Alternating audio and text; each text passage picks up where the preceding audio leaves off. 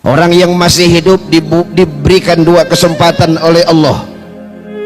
Hakikat kita yang masih diberikan napas ini dua keutamaan, dua keuntungan yang harus kita syukuri. Kita masih hidup. Dua keuntungan ini gak Allah kasih kepada orang yang sudah meninggal dunia. Makanya kita yang masih hidup ini bersyukur. Apa keuntungan yang pertama? Yang pertama, orang yang masih hidup diberikan kesempatan untuk merevisi, memperbaiki segala kekurangan amal kita yang jauh dari kesempurnaan. Terus banyak belajar. Dalam Quran, man jaa bil hasanati falahu asyru amsalha. Barang siapa yang mendatangkan satu kebaikan, maka baginya 10 kebaikan. Satu kebaikan yang kita lakukan atas keadilan Allah ini, maka dilipat gandakan menjadi 10 kebaikan. Maka satu hari Abu Dar Al-Ghifari datang kepada Rasul, berkunjung kepada Nabi. Jadi Abu Dar Al-Ghifari ini datang ke Nabi, sungkeman ke Rasul. Ya Rasul, alimni amalan yuqaribni ilal jannah wa yubaidni minan nar. Ya Rasul, ajarkanlah kepada aku ini manusia yang doib nih, banyak dosa. Alimni amalan ya Rasul, ajarkanlah satu amalan, jangan banyak-banyak ya Rasul, satu aja. Yuqaribni ilal jannah wa yubaidni minan nar. Dari satu amalan itu ya Rasul mampu membuat surga dekat, neraka jauh. Maka baginda Rasul menjawab dengan jawaban yang sederhana, singkat, padat. Apa kata Rasul? Ya Abu Dar Al-Ghifari, idza amilta sayi'atan fa'atbi'a hasanatan. Andaikan dalam kehidupan ini engkau melakukan satu kekeliruan, satu kesalahan, satu dosa misalnya, maka tutupin cepat-cepat dengan satu kebaikan. Kalau menurut kalkulator kita, kalkulasi kita, hitungan kita, satu dibalas satu kan impas. Beda dengan bahasa Quran tadi, man jaa bil hasanati falahu asyru amsalha. Maka keuntungan yang pertama ini, orang yang masih hidup secara hitung-hitungan, orang yang masih hidup masih diberikan kesempatan untuk memperbaiki, untuk merevisi segala amal kita yang masih jauh kekurangannya. Maka bersyukurlah kita yang masih diberikan panjang umur. Maka kata Rasul, al-kais mandana nafsah wa amila lima ba'dal maut. Ada dua ciri orang cerdas kata Rasul. Yang pertama, orang yang selalu introspeksi dirinya ini. Jadi selalu ini merayap kepada dada aja ini, who am I, siapa saya ini. Introspeksi, sholatnya masih banyak kurang, kadang-kadang masih diliputi sifat sombong dalam kehidupan, ilmu tinggi tapi nilai moral rendah, banyak harta tapi nilai untuk bersodakoh turun. Introspeksi diri. Lalu yang kedua kata Rasul, al-kais, di situ orang yang cerdas itu wa amila lima ba'dal maut. Orang yang beramal bukan hanya untuk ketika waktu hidupnya. Kita, setiap manusia kan punya program hidup. Habis sekolah ingin cari kerja, habis cari kerja udah mapan ingin berumah tangga, habis berumah tangga ingin punya anak, beli mobil, beli rumah. Ini program dunia tercapai. Tapi orang yang cerdas kata Rasul tidak cukup di situ tercapainya program dunia. Wa amila lima ba'dal maut. Dia juga merencanakan amalan setelah kematiannya. Dikasih umur panjang, tapi apa kata Allah? Wa man nu'ammirhu. Dan barang siapa yang kami panjangkan umurnya, munakisu fil khalqi, kami kurangin penciptaannya. Yang dulunya sehatnya luar biasa, yang dulunya gagahnya luar biasa, yang dulunya gantengnya di atas rata-rata. Munakisu fil khalqi afala yaqilun. gigi sudah mulai banyak yang gugur, makan sudah tidak teratur. Dulu masih muda apapun masuk, ketika sudah 60 tahun kata dokter ini banyak larangan. Nunakisu fil khalqi afala yakilun. Ayat ini menunjukkan ada keterbatasan umur kita. Oleh karena itu kata Nabi batasannya khairunas man tala umruhu wa hasuna amaluh. Ini garis besarnya. Manusia yang paling sempurna, manusia yang paling baik adalah manusia diberikan umur panjang, amalnya bagus. Artinya apa? Bertambahnya umur bertambah juga nilai-nilai keimanannya. Umurnya bertambah nilai-nilai ketakwaannya. Umur boleh bertambah, kesempatan hidup berkurang. Yang tadinya sholat berjamaah cuma subuh aja tambahin, maghrib mau berjamaah, insya Allah. Hadirin ibu bapak yang dimuliakan dan dicintai Allah, lalu kesempatan yang kedua manusia dikasih hidup oleh Allah ini adalah untuk berlomba-lomba mengumpulkan amal untuk pulang, bekal untuk kembali, persiapan kematian setelah kematian. Ini orang masih hidup tidak diberikan kepada orang yang sudah nggak ada. Oleh karena itu kita yang masih hidup itu diberikan kesempatan. Maka di dalam kitab Nasoihul Ibad ada satu catatan. Abu Bakar As-Siddiq membuat statement, jadi makalah dalam kitab Nasoihul Ibad karangan Syekh Nawawi Al-Bantani, diabadikan kalimat tersebut. Apa kata Abu Bakar? Man dakhalal qabra bila zadin faka'annama raqibal bahra bila safinatin.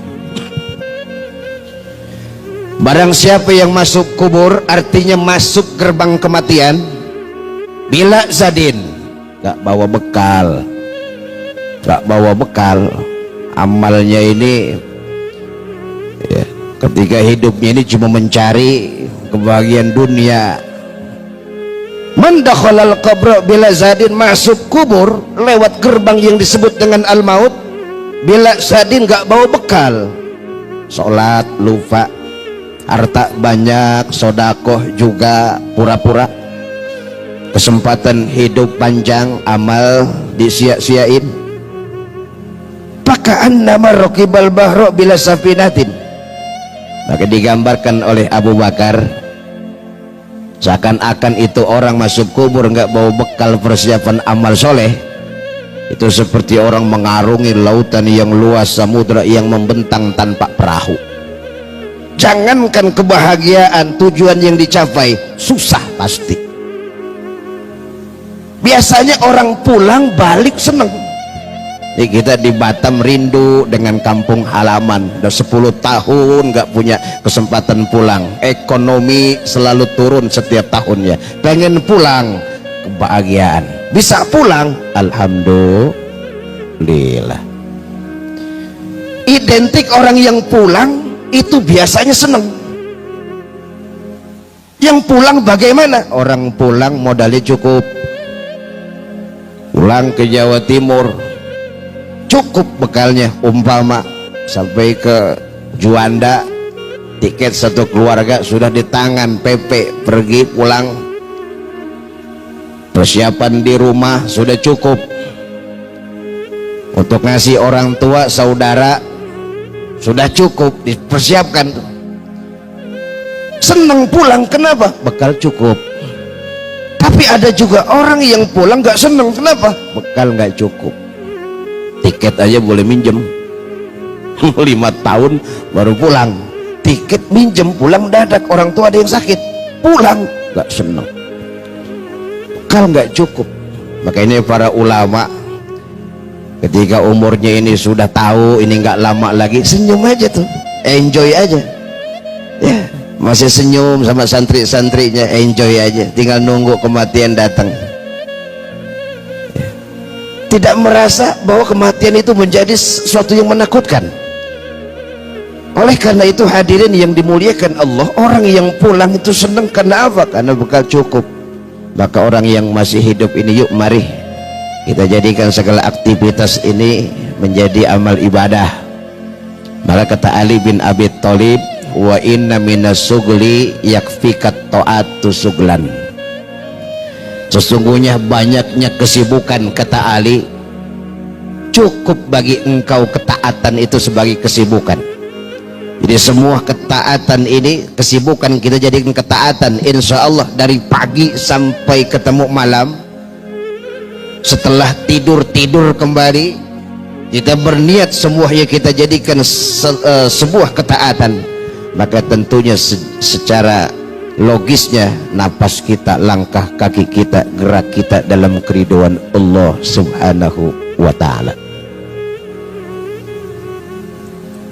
Oleh karena itu hadirin yang dimuliakan dan dicintai Allah, kunci kita bisa mendirikan sholat dengan istiqomah, menjaga sholat berjamaah, memakmurkan masjid.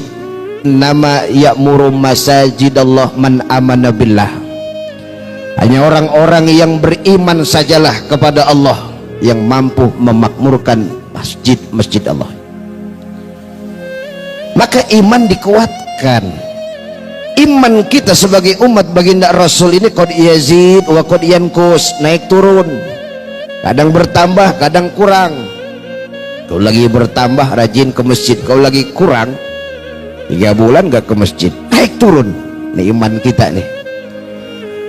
Oleh karena itu bagaimana dalam kehidupan ini iman kita terjaga dan terkontrol.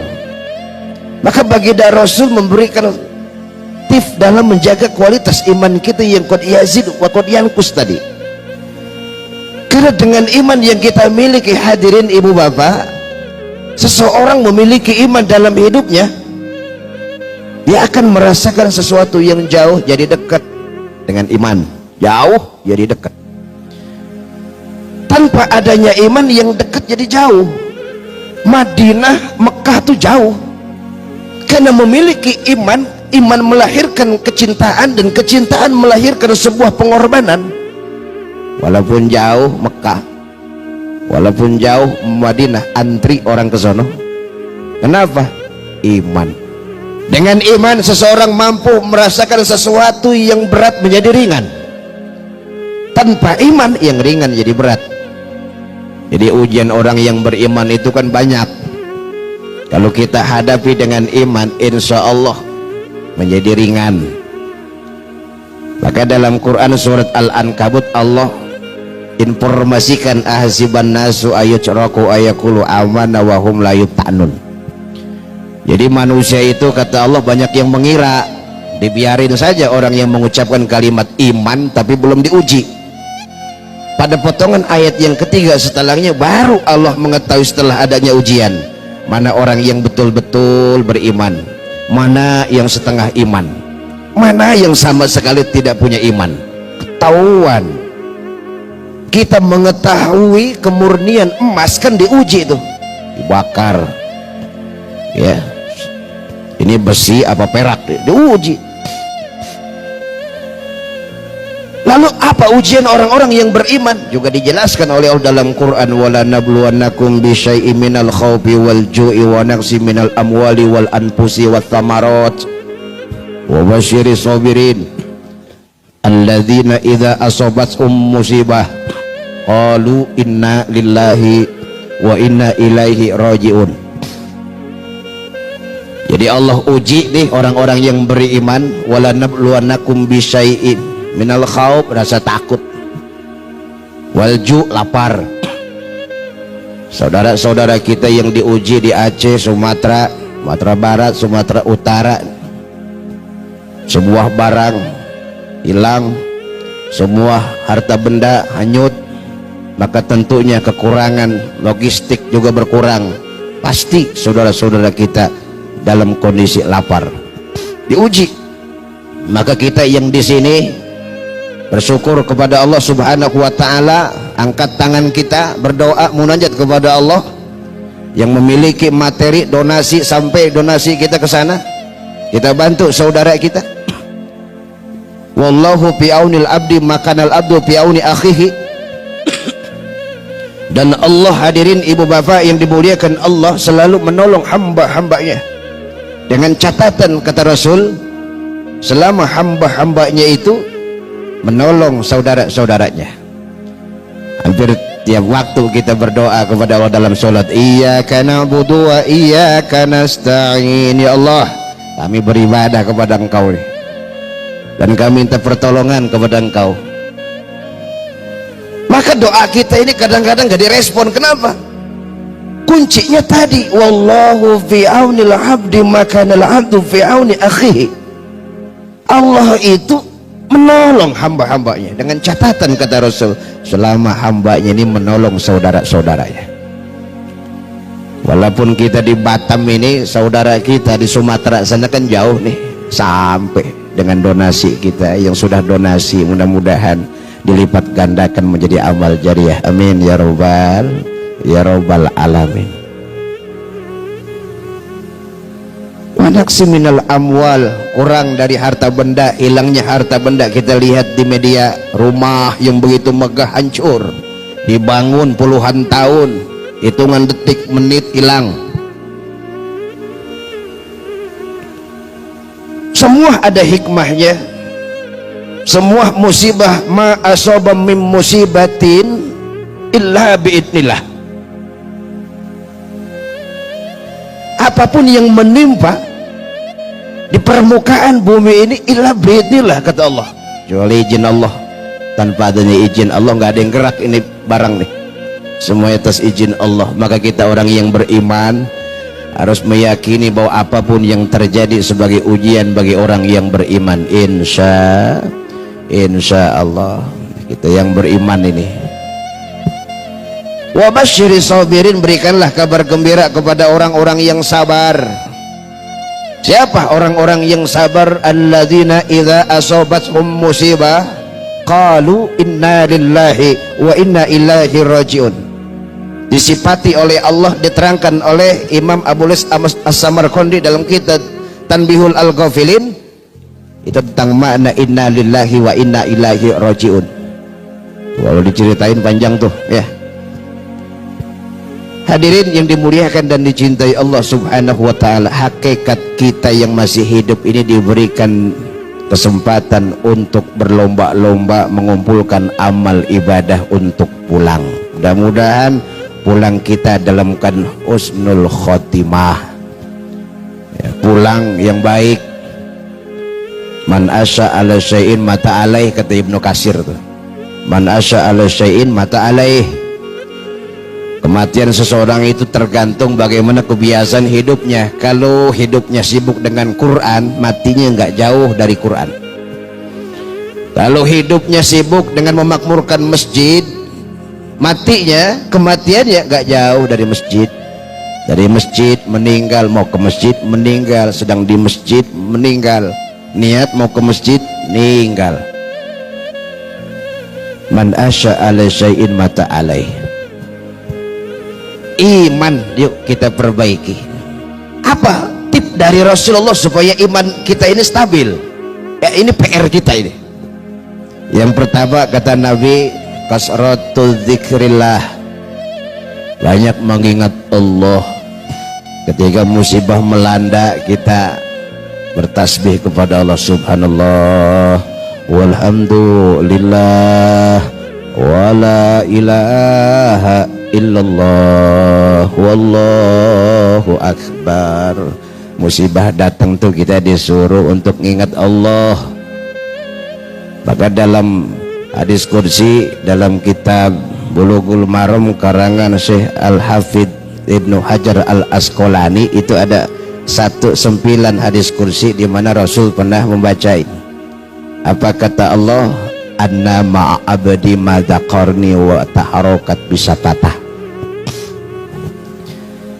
Anak ma'abdi, kata Allah, aku ini kan selalu bersama hamba aku.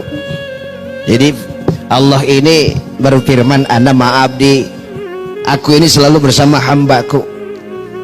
Kapan Allah dekat dengan hambanya dan kapan seorang hamba merasa dekat dengan Allah? Madzakaroni, ketika hambanya itu mengingat Allah. Jadi ketika kita mengingat Allah, ya, Allah dekat, kita juga merasa aman. Zikir insya Allah. Gimana caranya? Wa taharokat bisafatah. Ini dua bibir ini selalu gerak. Walaupun sedikit zikir jangan ditinggalin. Kata Nabi, ahabul amali ilallah adwamuhu wa in qalla. Amal itu kata Rasul yang dicintai Allah sedikit tapi rutin. Makanya perintah-perintah ibadah kan dikit-dikit. Baginda Rasul nyuruh kita bertasbih cuma 33. Subhanallah, subhanallah, subhanallah 33. Takbir 33, sebelumnya tahmid alhamdulillah 33, takbir 33. Bahkan banyak hadis yang memberikan stimulus, motivasi kepada kita untuk meningkatkan nilai-nilai ibadah. Itu pun kalimatnya ringan-ringan. Contohnya apa? Urusan Quran. Man qara'a harfan min kitabillahi falahu bihi hasanah wal hasanatu bi asri amsalihha.